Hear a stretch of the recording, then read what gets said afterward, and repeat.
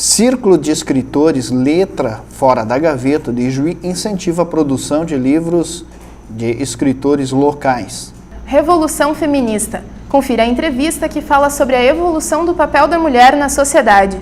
Com a formação de 2 bandas na família, de geração em geração, pai e filho cultivam a tradição do rock. Inserção do jovem no mercado de trabalho. Confira as modificações sofridas ao longo do tempo.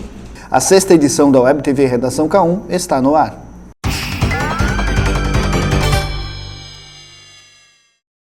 Para incentivar o hábito da leitura e principalmente o da escrita, foi criado em 2004 em Ijuí o Círculo de Escritores Letra Fora da Gaveta. Atualmente, cerca de 20 pessoas participam do Círculo de Escritores. Uma vez por mês, o grupo se reúne para debater sobre suas obras. Segundo dados do Instituto ProLivro, a média de livros que o brasileiro lê é de 1,85. Na pesquisa realizada em 2012, de acordo com o Levantamento Nacional, o número de brasileiros considerados leitores, aqueles que haviam lido ao menos uma obra nos 3 meses que antecederam a pesquisa, caiu de 95,6 milhões, 55% da população brasileira, em 2007, para 88,2 milhões, 50% em 2011. Para incentivar o hábito da leitura e principalmente o da escrita, foi criado em Ijuí o Círculo de Escritores Letra Fora da Gaveta. Foi fundado esse Círculo de Escritores no dia 5 de outubro de 2004, que completou agora então 9 anos de existência, né? E a partir dali nós começamos a ter participação na Feira do Livro. Marli Sierkiski, atual vice-presidente do Círculo de Escritores, fala de onde surgiu a motivação para a criação do grupo. Éramos um grupo de pessoas que gostávamos de escrever e gostamos até hoje. Víamos à Feira do Livro e não encontrávamos os livros, alguns de nós já tínhamos livros editados. E um dia, chegando numa banca de livro, perguntamos onde estão os livros dos escritores de Ijuí. E a pessoa tirou de uma caixa debaixo da estante. Então isso nos fez, pelo menos a mim, refletir que a gente teria que se unir com as pessoas que gostam ou gostavam de escrever para formar um grupo e reivindicar o nosso espaço dentro da feira. Atualmente, cerca de 20 pessoas participam do Círculo de Escritores. E uma vez por mês, o grupo se reúne para debater sobre suas obras e sobre as participações em feiras. Ao longo da história, a mulher vem buscando espaço no mercado de trabalho. Durante o percurso, enfrentou dificuldades e ainda procura derrubar as barreiras quanto à questão de gênero. A história das mulheres é marcada pela submissão, violência e desvalorização. Essas práticas preconceituosas deram força e coragem para que elas lutassem pela igualdade.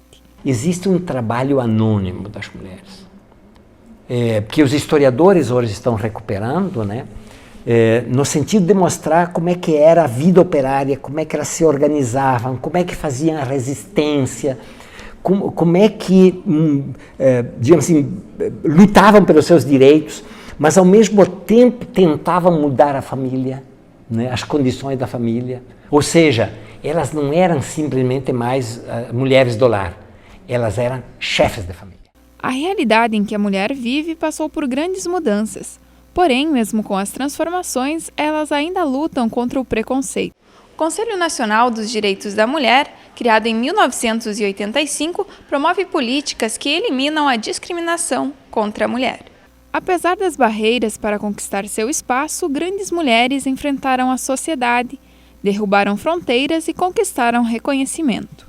E hoje, no Brasil, as mulheres representam 55% de todos os médicos. 55%, já são mais da metade dos médicos. Quem que poderia imaginar isto em 1900?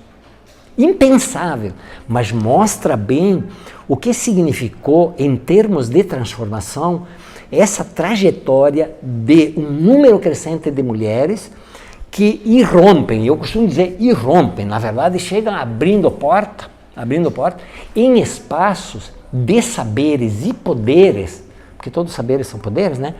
Que eram reserva exclusiva masculina. Grandes passos foram dados para a valorização da mulher como cidadã livre e portadora de direitos.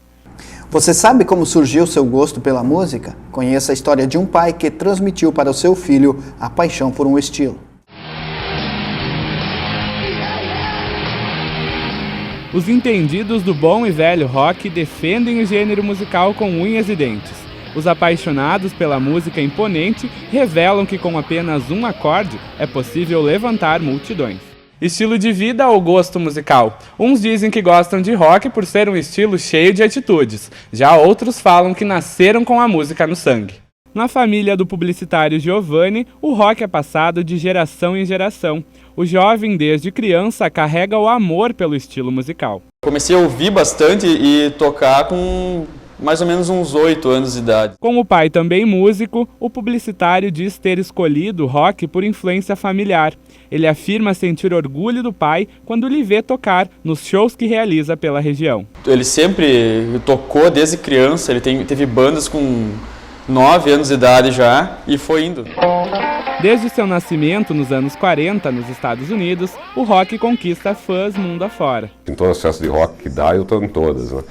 E a gente tinha que caminhar 10 quilômetros para ir numa festa de rock, a gente caminhava. Assim como o Marcão, os amantes do rock percorrem quilômetros se necessário para saciar o vício musical. A experiência não é mais suficiente para se destacar no mercado de trabalho. Atualmente, cresce a procura por qualificação através de cursos técnicos e de nível superior.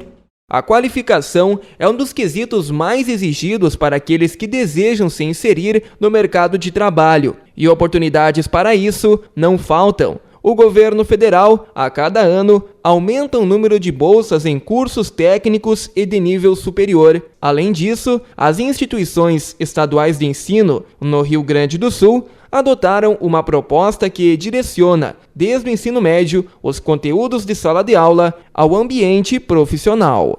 O que diferencia o Politécnico do antigo ensino médio, que agora nós temos inserido na matriz curricular a disciplina de seminários, que tem como objetivo preparar o aluno, na verdade, para a pesquisa, para buscar. Existe, né, a partir do momento que o aluno sai para a pesquisa de campo, esse contato um pouco maior entre a escola e a questão social, né?